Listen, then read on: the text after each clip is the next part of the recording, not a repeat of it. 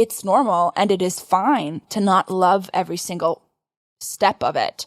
Yeah. And so it's also fine to give it to someone else, but don't let that one thing that you hate about it make you quit, right? Yeah, exactly. Don't quit because of that. Just outsource it. You got to be married to your podcast. And so you got to work through the problems and find solutions. Yeah, 100%.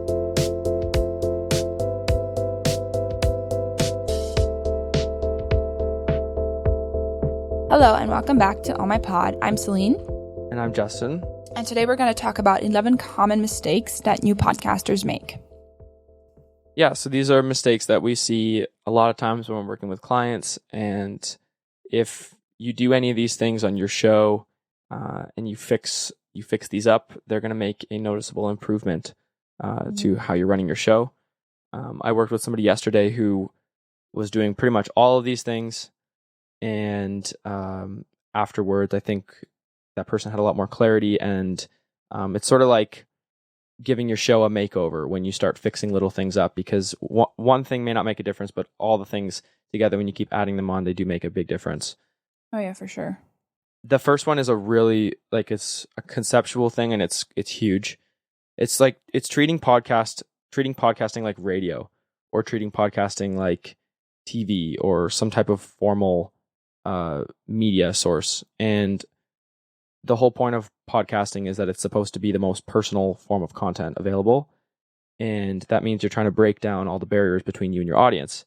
Mm-hmm. And this would be doing the opposite. And so some examples of that would be, you come into this show, and right at the beginning, there's this soulless and corporatized music that is used in all kinds of other commercials and stuff. It's just the music that is so common.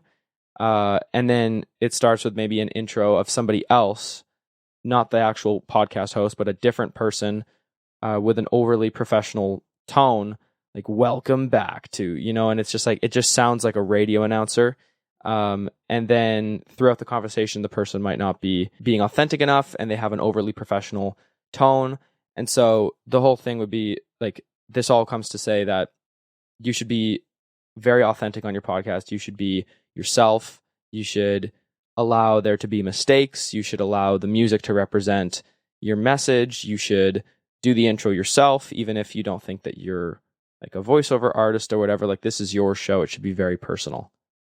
Yeah, I think the only exception obviously is a show that is produced, like a true crime show or something like that. That's right. Something completely different. But let's say the quote unquote normal podcast, or I feel like most of the podcasts are conversational podcast. Those ones should follow what you just said. Mm-hmm. Whereas obviously if it's a super produced storytelling. Yeah, like an audio drama. Yeah, an audio drama. Really exactly. Yeah. That's the word. That's obviously really different. But mm-hmm. I haven't come across any of those that are indie. Mm-hmm. At least not me. But I'm also I don't really like those, so I guess I'm not looking for them. Yeah. So number 2 would be thinking about sponsors from the get-go. We've kind of touched on this in another episode. If you've heard that, then you already know what we're gonna say. But I think that people, because of other social media platforms, like maybe YouTube or other platforms, people think only about sponsorship in the true way. Somebody just pays you to make a video or make a podcast episode about something. But I think the main money source in podcasting is probably not that, unless you have already a really big audience. Then maybe that can work right from the start. But that's very few cases, I would say. And so I would definitely not consider that from the start, but I would look into other ways of making money from the podcast, that for sure, but not classic sponsorships. I just don't think that that's very realistic at all. I remember what episode it was that we did. I think it was 3 episodes ago that we did a whole episode on how podcasts make money. But yeah, you shouldn't be thinking about sponsorship when you just start. You should wait till you're at least 20 episodes in, or 24 it's just not episodes. Realistic. like 6 months into your podcast, then you can evaluate. Yes. But unless you're getting like thousands of downloads per episode, it's not going to really make you any money. No, exactly. I agree. And number 3 would be focusing too much on production and not enough on the actual content of the episode. So like the things that you're saying.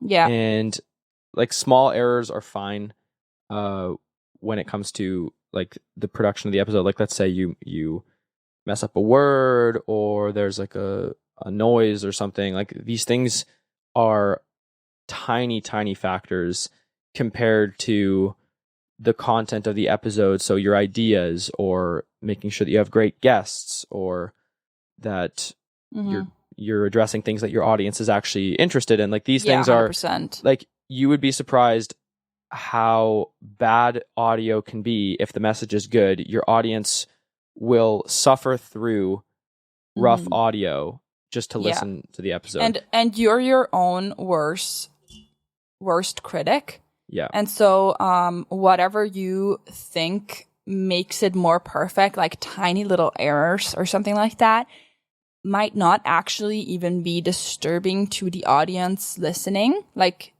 yeah. And so I wouldn't even, I would never suggest to try to, especially if I'm editing myself, I would never suggest somebody trying to make it completely perfect. First of all, it doesn't sound right. Like when you remove like filler words and stuff, it exactly. Like it just starts sounding weird, inorganic, and sometimes there's little sounds that nobody's bothered by certain little sounds. There's a difference between something that's actually like disrupting the episode and just like a tiny little sound that you think, oh, you wish it wasn't there, but like it's really not bothering anybody. Yeah.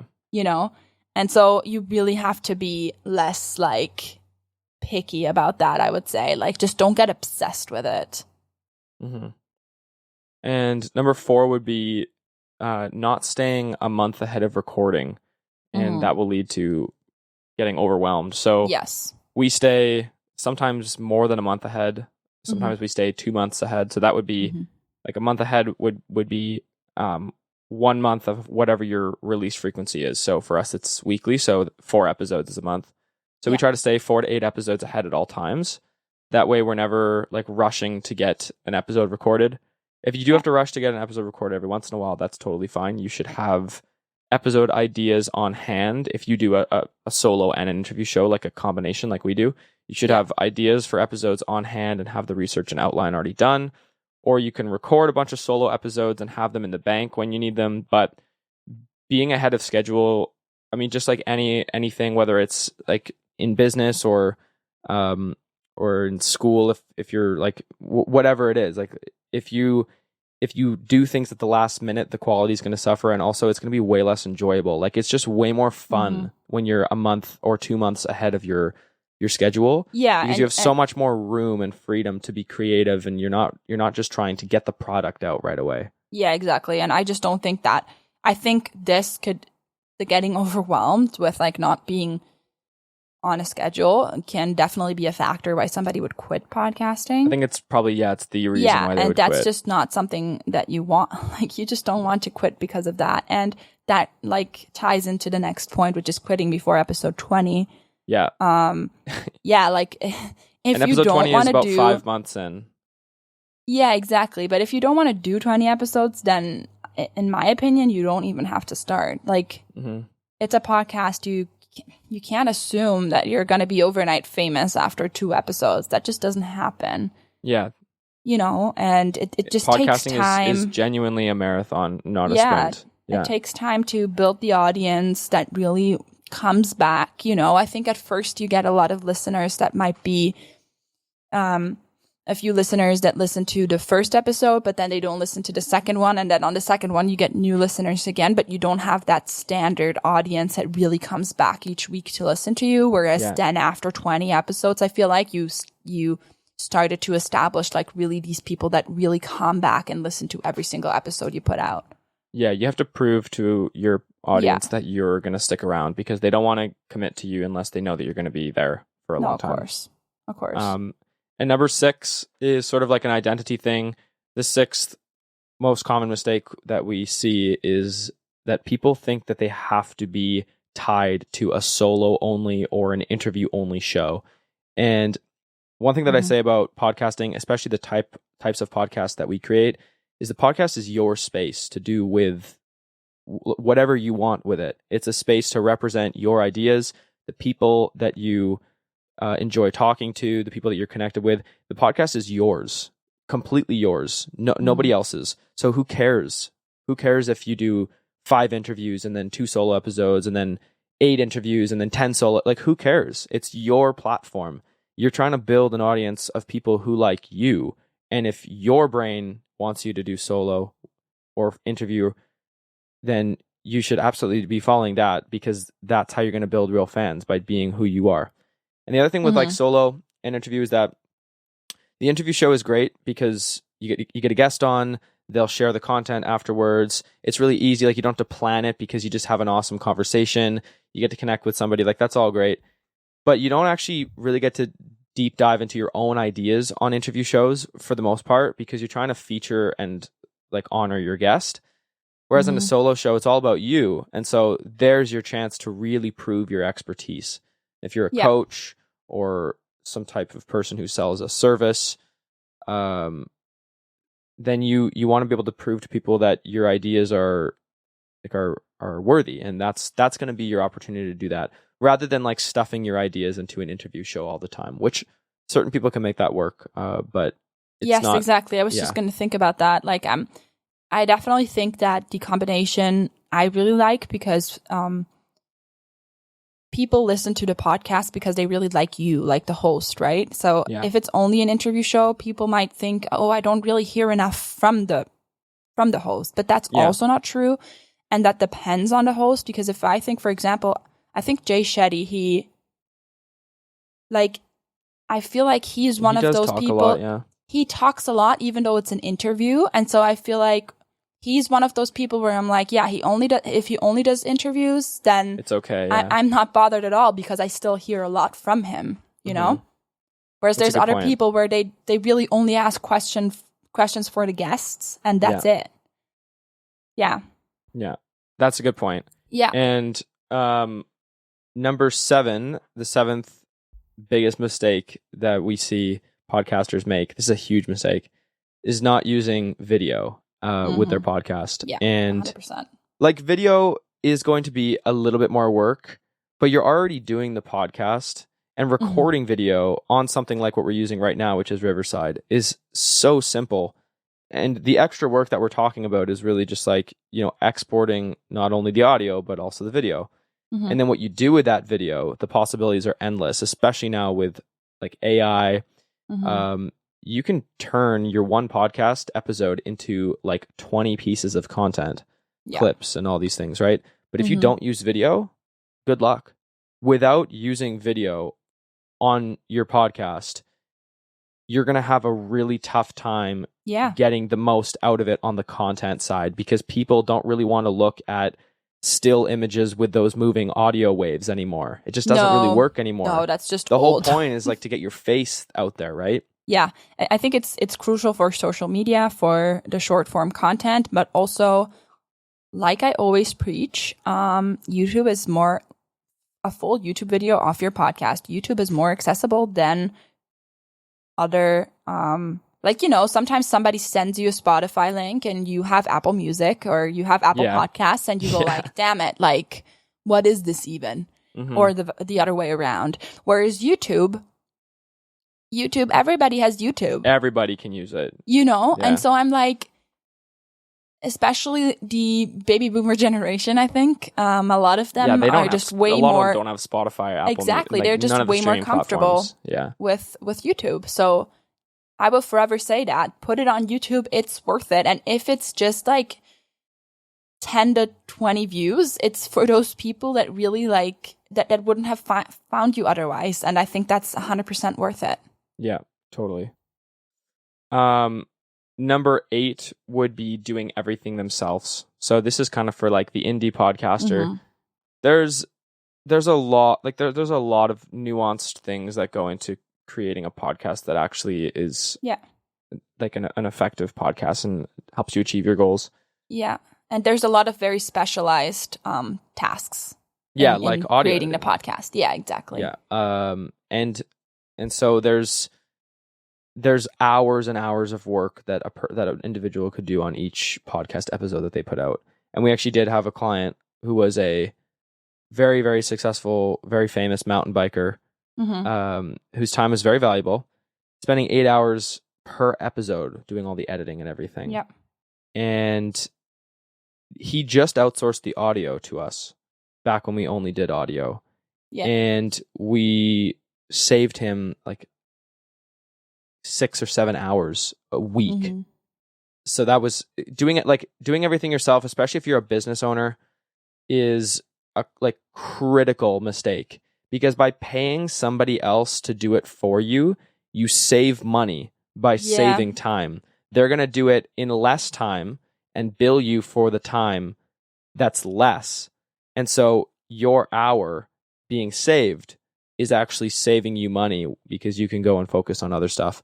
Plus the content that you make, like the content that we make for clients from their episodes, ideally will make them money by attracting people into their Instagram when they post stuff, hypes up their personal brand and all these things. So, I mean, there's a lot of reasons. Like a company will do it better than you, quicker than you. Quicker than you, and cheaper than you you. Also don't have to do all the stressful, like, micromanaging. That's the other thing. Because as a business owner, you got to keep your mind clear. Yeah. So, I think when we first started working together, I feel like I didn't have that entrepreneur brain. So I wasn't thinking of it that way. Like, if I'm working on this for 8 hours, it's actually going to cost me more money than if I just paid for somebody to do it in 1 hour. Yeah, exactly. Because I just never thought about those things, because I was a teacher. That's not something that needs to be on my mind. I was thinking about all sorts of other things. Now that I'm in the business world and surrounded by you, but also tons of other people that are business owners and entrepreneurs, I see all of these things way clearer. And I just know that a lot of indie podcasters might just not even think about it, you know, when you're just like, you don't even, it never even crossed your mind, oh, I actually could outsource that. Yeah, like and also, you're saving money by outsourcing. All the tasks that you have in this one podcast for all the things that you create, it's normal that you do not like every single one of them. It's normal, and it is fine to not love every single step of it. Yeah. And so it's also fine to give it to someone else. But don't let that one thing that you hate about it make you quit, right? Yeah, exactly. Don't quit because of that. Just outsource it. You got to be married to your podcast. And so you got to work through the problems and find solutions. Yeah, 100%.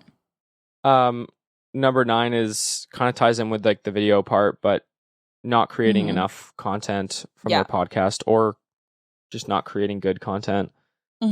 Like we see a lot of people post like really, really like ugly stuff. Like sometimes it's terrible. Sometimes it's like a screenshot of like of something like of like the cover, or like a screenshot of like the Spotify like page or something like that. It can be so the amount of ways that you can kind of like mess up creating podcast content is sort of infinite. And like if you are recording your podcast and you're taking that time to, you're taking the whatever it is, half an hour to record your podcast. I mean, I see the podcast portion that goes on streaming platforms. I see that as only 50% of the game. The other 50% is the content. Of course, 100%. And so if you are already dedicating the hour, you're spending the money, if you are spending the money to outsource a company to do the podcast for you, and you're not taking advantage of the content side, meaning clipping, quotes, whatever you need, then you're literally missing half of the podcast world. And also, how do you think that people will find you? Yeah, how do you share it? What do you show people when you're like, people aren't just going to click a link that they don't know anything about? No, most likely they're not going to do that, honestly. Yeah. So if you're doing your podcast and you're thinking, well, this is a podcast, it's supposed to be audio and that's it, I would challenge that and say, do you need to create social media content?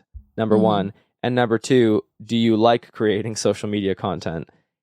And when you answer those questions, you'll quickly figure out whether or not you should be producing a ton of content from your podcast as well, like we do.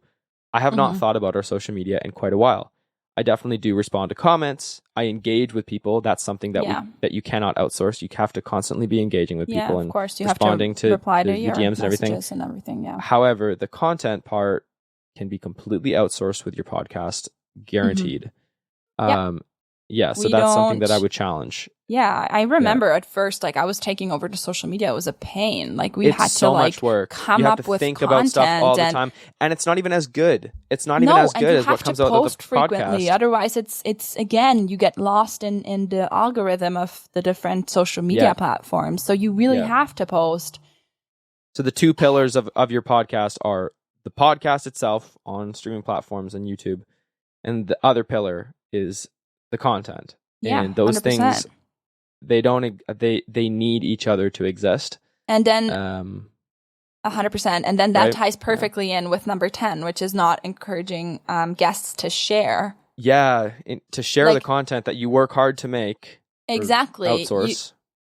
You also you need that content so your guests can share something, because the guest's reach can be your reach for that period of time that they come on your show, right? So if you have the possibility to get somebody on that has a large following and then they share like that 50,000 followers, they're probably, if they have that many followers, they're probably like decently selective about what they put on their profiles. So 100%. And you should be thinking about things like, well, maybe the guest doesn't want to do a full-on post on Instagram because that's a bit more permanent. So maybe this guest needs a story. Maybe this guest needs a clip that they can put on their story. Exactly. And this guest is a bit particular about what they like to share online. So I better make sure that I deliver the guest multiple things. And so he can all choose. Of the things should be of them saying things that make them look good. That's how you get the people to share. Of course. And then you encourage, and then you follow up. And if the guest still doesn't share, then you might have just found the wrong person. But the difference between the guest sharing with their audience and not sharing with their audience, it's exponential. We had a client once who was getting 50 downloads every single episode consistently. He had one guest who properly shared his stuff. He got 550 downloads on his episode within a week. So it makes a huge difference. It's a massive mistake if you're not making content and you're not sharing that with your guests for them to put on their stuff. It's a huge mistake. Oh yeah, 100%.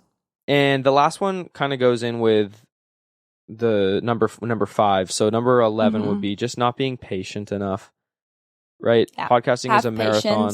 It's not a sprint. You got to believe in the process. Yeah. You got to trust the process. You got to trust that people will come.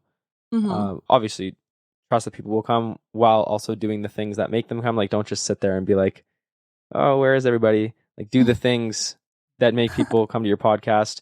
Bring on guests who have audiences, encourage them to share, create awesome content from it, use video, stay ahead of your recording, focus on the message, not the production, but make sure the production sounds good. That's also something that we could talk about, because you do want good production, makes you sound more professional, that's for sure.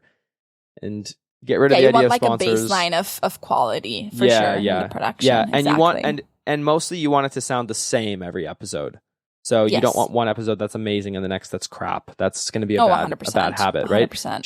Show your audience, your potential clients, whoever's listening, that you are a consistent person, because nobody wants to work with somebody in the business world who is inconsistent and uncommitted. Also, just briefly, like, isn't podcasting an amazing way to show people how dedicated you are as a entrepreneur? Like, if you have 500 episodes, can anybody say that you don't have discipline? And you know how much people want to work with people more who they understand have discipline, because it shows that they're going to work with their clients to get results as well. Of course. And keep their clients accountable, especially coaches. Like a coach who has, I know a couple coaches who have like almost 1,000 podcast episodes.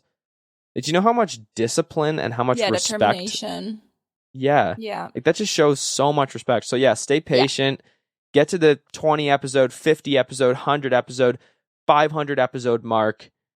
At 500 episodes, if you're doing an interview show, you've had 500 conversations. I can't even, odds are that 50 of those have brought revenue. The other 50 have brought, lifetime connections. It's incredible what a podcast can do for a coach or for an entrepreneur. Anyways, it's a little off topic, but yeah, go back and listen to our other episode of how podcasts make money. I think it's 3 episodes before, but we can also link it in the show notes. And the episode with Colin Gray, who is the owner of the Podcast Host, which is a massive education resource.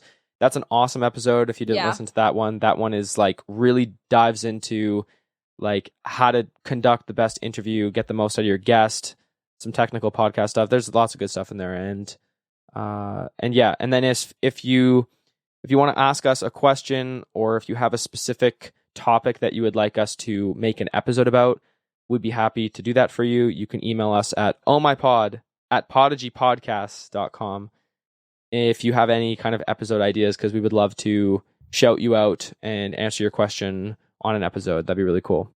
And I think that's it for us. Yeah. Right? Cool. Okay. Well, thanks for listening. Hope that was helpful. Thanks. Bye. Bye.